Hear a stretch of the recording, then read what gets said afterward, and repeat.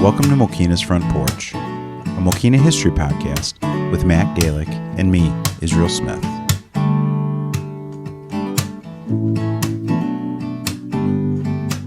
Matt, it's another beautiful summer night. Yes, it and certainly is. We're out back on the patio. Yeah. Something we haven't done yet again this year. No, definitely not. This past week, it'll be a week ago tonight, we had the big storms that came through and did a lot of damage and kind of seemed to go right over downtown. Yeah, it definitely did. In the episode we just released, I had talked to Chief Howard Stevens, and he, had talked to Chief Joe Sorelli, and he gave a good kind of account of what the fire department was doing. But I can imagine. There was a number of things, where the damage at the dock was really significant. Yes. But Gino seemed to think that would be back up to where it was pretty quickly. Mm-hmm. He told me that Thursday, was it 2 days later after the storm, they would have the trusses up and for the ceiling. Oh, cool. And if that would have been up, it would have held everything in place. Oh, really? So they just kind of missed by a few days. Yeah, I bet.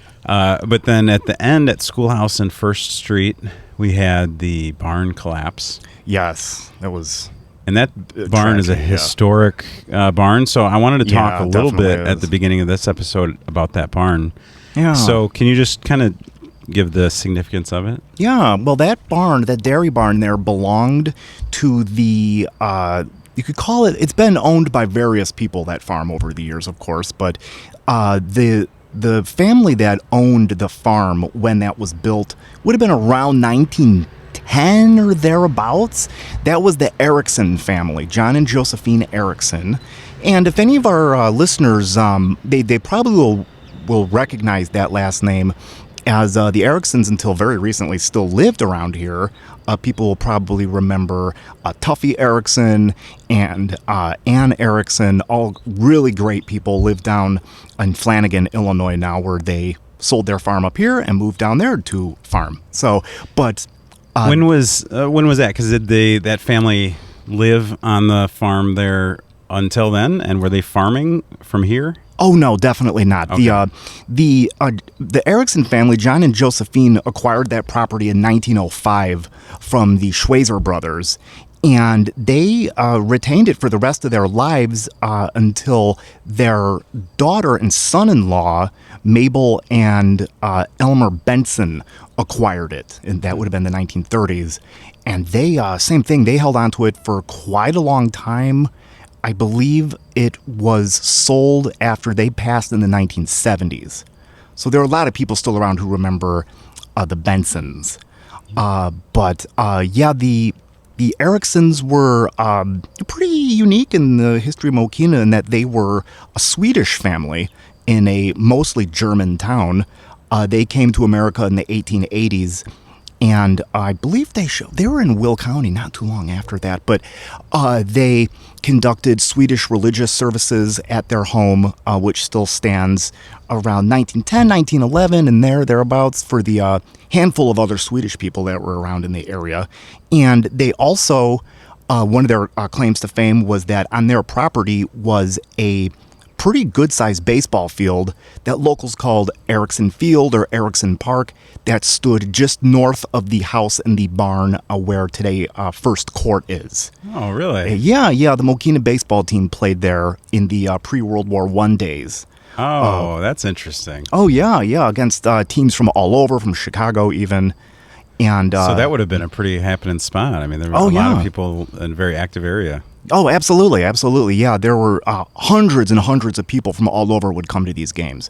It was quite a big deal. So how long has it been since that's been an active farm? Let's see. I know that as of the 70s, it was still being farmed. And then I think, because it was a good-sized farm. It was about 108 or 9 acres at the peak, at least when the Ericksons owned it. And that property stretched to the south quite a ways and encompassed an area. See, I'm trying to envision plat maps in my head off and to the east a ways, I believe.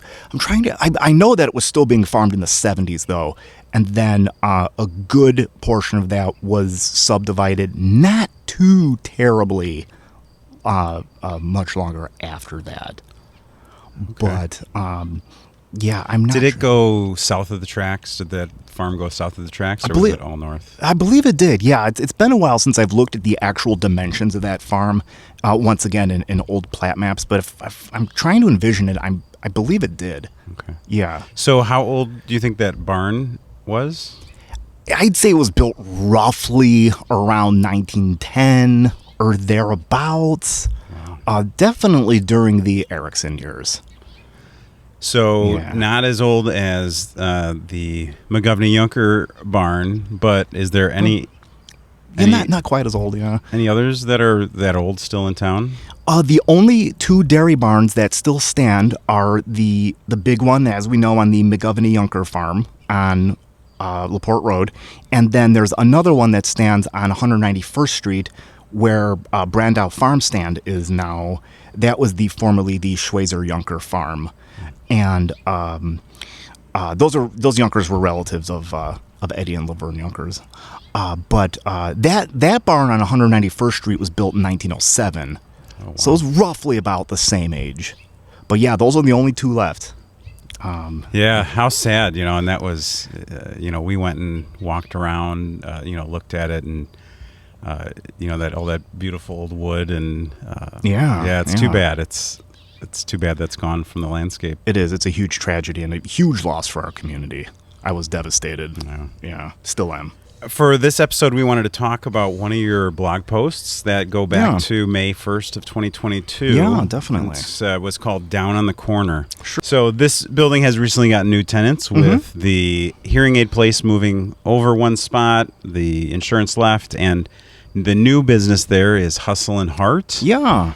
But this building has been a number of things over the years. Oh, we did the walk down Front Street and talked about it a couple of times. Yeah. But it's nice to see that there's new life in there now, sure, and they seem to be doing a good job. What has this building kind of been to you over the years, Matt? Within my lifetime, it's interesting. I still primarily think of this building as a bar because that's what it was for all of my childhood and a little bit into my adolescence. And it had many bars there over the years. And then in the early 2000s, it was really significantly rehabbed, remodeled, expanded. Although that original building that was built right after the end of World War II is still under there. Still all that. Doesn't really look anything like it did back then. It was a little brick building. They did a really good job of, updating it, keeping some historical charm to it. Yeah, absolutely. I think. Oh, yeah, absolutely it does, yeah. I like the old, well, not old, but the old-looking clapboard siding on the building. I think that's pretty cool. It's kind of reminiscent of the building that was there before this one. It didn't really look totally like this, but certain elements, like a little bit around the windows, maybe that old wooden siding kind of reminds me a little bit of it. Yeah. And I love, this building when I walk by, and right behind it is that great picture from the railroad men, their post with the men sitting in their suits and ties out absolutely. on the bench there. So a really historic area, and really for Mokena for a long time, one of the major centers, the center of town, right? Oh, absolutely it is. Yeah, that intersection's right in the middle of town. Like, to me, that's what the heart of Mokena is Front Street and Mokena Street right there.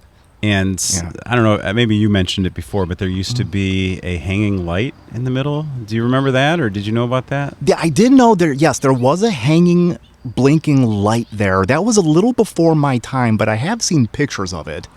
So I know it was there back in the 1960s or thereabouts. Somebody recently just said that, I can't remember offhand who it was, but I thought that was interesting. That's a real old towny kind of feel thing. Yeah. That's pretty cool. The light had moved by the time I came along. When I was growing up, when I was still pretty little, the blinking red stoplight was at Front Street and Wolf Road. Oh, okay. Long before there was a stoplight there. Yeah. And I think the village still owns that light. Really? I have seen it since then, yeah. Oh, that's cool. I think it's at the village garage. At least I hope they still have it. Yeah. Yeah. Wow. But yeah. Well, good. This article, you titled it Down on the Corner, again from Sunday, May 1st, 2022. And this is a little different, with the podcast more recently. We've been shifting to doing more videos and not as many of the audio only, which is how we started, and really the first year and a half was strictly doing audio. So I thought still wanted to keep what we started with and sharing these stories. So with the video, we'll also make a video, obviously if you're watching this, but put some of the cool video and stuff from around town and some of the pictures, as always, that Matt included. So yeah, definitely. With that, Matt, let's hear Down on the Corner. It can be called the Times Square of Mokena.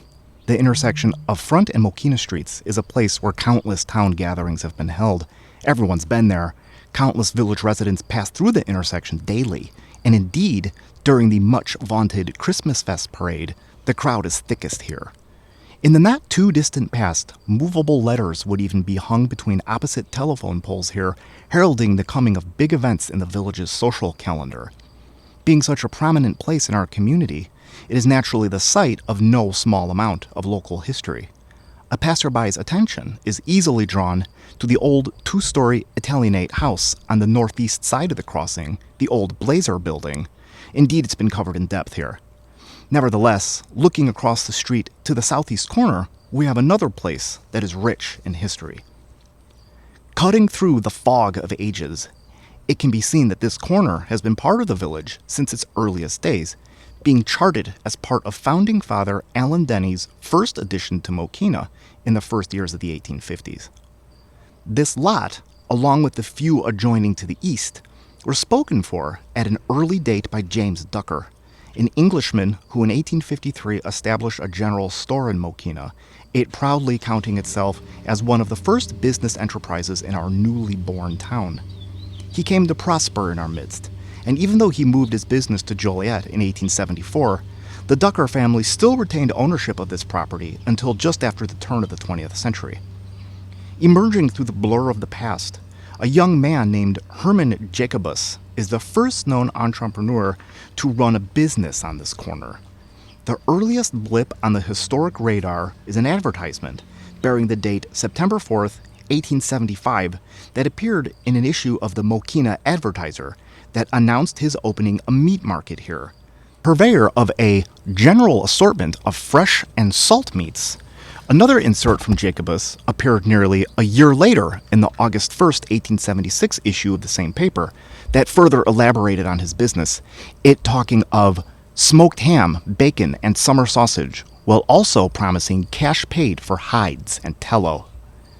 Before opening his doors here, the Prussian-born Hermann Jacobus married Julia Scher, a member of a well-known local family, in November 1873 at the German United Evangelical St. John's Church, with whom he came to raise a family. Business hummed along here for Jacobus, and he found himself cited by the incipient Mokena Board of Health in the summer of 1883 for having excessive manure adjoining the hog pen near his slaughterhouse. Time has given us precious few details about life on this corner during the Hermann Jacobus tenure, and all signs indicate that he and his family packed up and left town at some juncture. Painting a vivid picture of 19th century existence in Mokena is fraught with hurdles due to a lack of comprehensive records and thorough journalistic coverage, and as such, the hazy early half of the history of this corner has left us with a mostly empty void until April 25th, 1892, when a disastrous fire, the scourge of our forefathers, struck the site. At the time, the building on the property housed the meat market of a Mr. Kennedy, and in reporting the blaze, the Joliet Weekly News bluntly stated that the fire was a really bad thing for the village.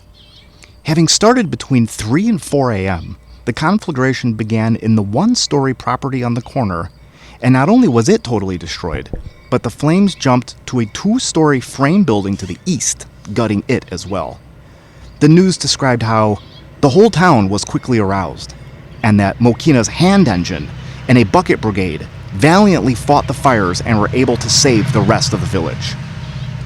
No one ever got to the bottom of what caused the fire, as was so often the case in those days, but most townfolk figured it must have been the work of an ember from the funnel of a coal-fed locomotive.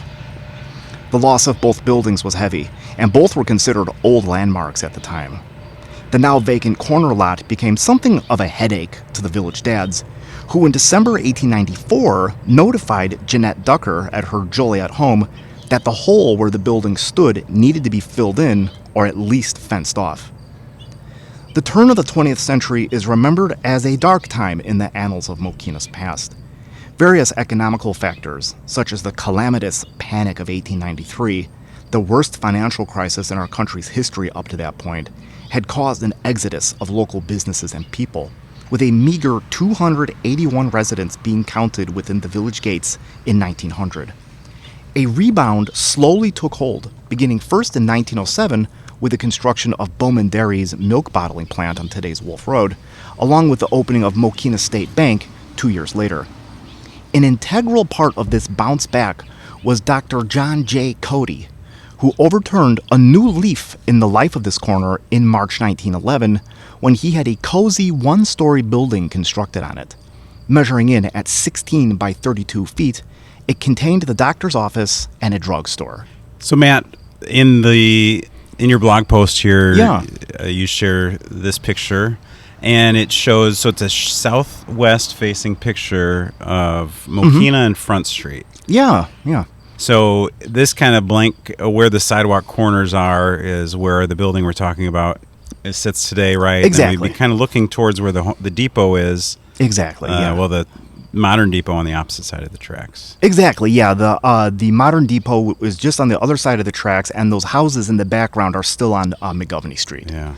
So that's McGovney Street in the background. And you see the wooden sidewalks and the mud streets. Yeah, it's a pretty cool shot. I definitely wanted to use it in this one. Very cool. Old locomotive is really cool, too. Yeah. Yeah. All right, very neat. Love it. 37-year-old physician late of Iowa, Dr. Cody studied medicine at the Chicago College of Physicians and Surgeons, and upon his graduation in 1907, settled in Mokena. He was a medicine man of the old school and made house calls to his patients by horse and buggy, which he often rented from the livery stable of Henry Stillwagon, further up Front Street. A reminiscence written years later said that snowstorms, rain, or blazing heat did not stop Dr. Cody when the sick needed his aid. In the days after New Year's 1910, he was so busy with measles cases that he couldn't even stop to eat. Dr. John J. Cody married Mokena girl Mildred Brinkerhoff in April 1908, and after having endeared himself to the rest of the town, the Codys moved to Minooka in 1912, leaving behind the little building on the corner as their legacy. Before leaving our community, Dr. Cody opened an ice cream parlor in the drugstore, which in time would come to be a popular meeting place for the players of Mokena's crack baseball team. Before the doctor left town for good, he disposed of his practice and the drugstore to another physician, Dr. Frank W. Searles of New Lenox. Even though Dr. Searles sold the building itself to Mokena State Bank cashier Frank Lease and local auctioneer Charles Mariety in the spring of 1912, he kept up the pharmacy business here. It was by all means a modern one, as the physician had the place wired for electricity within a year and had the honor of having a 240-watt lamp on the premises, which at the time was the most powerful light fixture in town. In the years between the World Wars, this corner was home to various enterprises. One was the upholstering business of Albert Helmut, who counted no small part of his trade in the finishing of auto roofs, while others were a shoe repair shop by Fred Lenhart in the 1920s, a small grocery store run by Bert Gillette, and the barber shop of Amos Bruns. In May of 1936, while hair was being cut here, John Yunker undertook some remodeling work on the building, having the place raised up and a concrete block foundation built under it, while an addition was tacked on to the structure's east side, which was used as an apartment by the Bruns family. While all of these concerns were relatively short-lived, Mr. Bruns would later establish a well-known and long-lasting restaurant in neighboring New Lenox. After the long and rough years of the Great Depression and the Second World War, normalcy returned in 1945, and with that, another boom to Mokena. The village experienced an uptick in population, along with some new construction on Front Street. The old adage says that history repeats itself, and it did just that on the corner, for a new drugstore opened in early 1946. However, before the first customer came, a new building was constructed, and thus the modest old building from Dr. Cody's day at least the second to have stood at this spot, disappeared from the landscape. A local news report from November 1945 indicated that the old structure was moved slightly on the lot and incorporated into the new building. But in the same breath, Mokena's most time-honored citizens remember the old edifice simply being torn down. For the blink of an eye, Alan Cavett of Tinley Park kept shop in the new brick building on the corner until Henry B. and Lillian Bowman bought the store in May 1947. Lately of Chicago, where he owned a drugstore on the south side of the city, the 48-year-old Bowman was a native of Indiana and learned his trade at Valparaiso Pharmacy School. The Bowmans were perfect matches for our village, as were their daughters, Jean, Marilyn, and Pat. The drugstore on the corner was very much a family affair, and every member had their time working there. The Bowmans resided in living quarters within the building, which housed a typical pharmacy for its time and place, which also included a soda fountain with booths on the west side of the building. The pharmacy also boasted of a payphone, one of only very few in Mokena in this era. Due to the drugstore's close proximity to the Rock Island tracks, it wasn't uncommon for Mokenians to call the Bowmans to ask if a certain train had come through, but the family quickly got so used to hearing rumbling trains that they barely even noticed them. After Henry Bowman's untimely passing in May 1957, the pharmacy was still kept up by his family, with Pat Bowman bringing prescriptions to Alan Cavett in Tinley Park and then back to Mokena, all the while learning to drive along the way. The local business was sold on contract by the Bowmans to a pharmacist named William Geisler on December 1st, 1957. However, he wasn't in business here too terribly long, as he too passed in 1959. At this point, Dan Kerber came onto the scene and paid off the rest of the contract to Lillian Bowman in February 1960. Kerber found success on the corner before moving further west down Front Street in 1966 to a brand new building where he, and later his son, flourished for years. Onward the timeline marched, and the red brick building underwent another transformation, this time from drugstore to restaurant. In the 1960s, Eiffel, known affectionately as Doc, and Ruth White opened an eatery here who will be fondly remembered by Mokenians of a certain age. In time, the building would come to house a series of watering holes, counting gents such as Marty Clegg, Mr. Speedwell, and Mel Widener as proprietors, while in later years housing bars known as The Depot and St. Anthony's Pub. Meanwhile, in 2002, the building on the corner received a profound facelift, in which the entire structure was gutted, a new peaked roof raised up, and the old brick walls of Bowman's Pharmacy were sandwiched in fresh clapboard siding. In a masterstroke of reuse, the old place was given a new lease on life and continues to stand triumphant today. Time has gifted modern Mokenians with 145 years of history here, and as the tides of time pass us by, we'll have 145 more. Yeah, wow, that's a really interesting article and gives a lot of insight to a very important corner in town that's seen a number of businesses and business owners pass through. Oh, absolutely. Over the years. Tons of history there. Oh, yeah, totally. Yeah. Well, that's great. And hopefully there's, as you said, another long history of businesses there as well. I hope so. Yeah. I really do. All right. Thanks, Matt. Cool. You're welcome. Thanks for having me.